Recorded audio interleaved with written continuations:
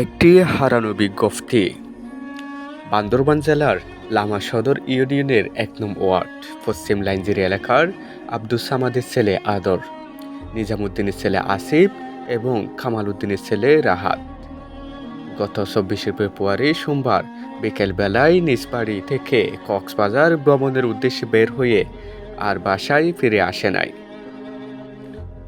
তাদের মধ্যে আদরের বয়স ১৩ বছর, আসিফের বয়স ১৩ বছর এবং রাহাতের বয়স হচ্ছে ১২ বছর।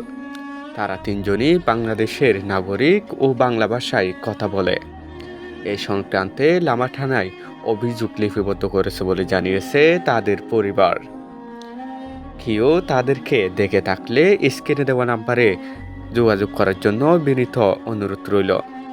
নাম্বারটি হলো 01748985374 অথবা 01756483808।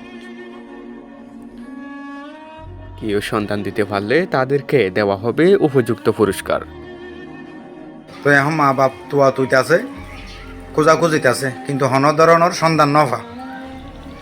তো ওনারা যদি হনকিয়াই এরিমিয়া খবর পাই থাকিলে তাহলে ওনারা সন্ধান দিলে নম্বর দিয়া যাইব, এই ভিডিওর মাঝে নম্বর দিয়া যাইব। নম্বরের মাঝে যোগাযোগ করলে বেশি কৃতজ্ঞতা তাই থাকিব।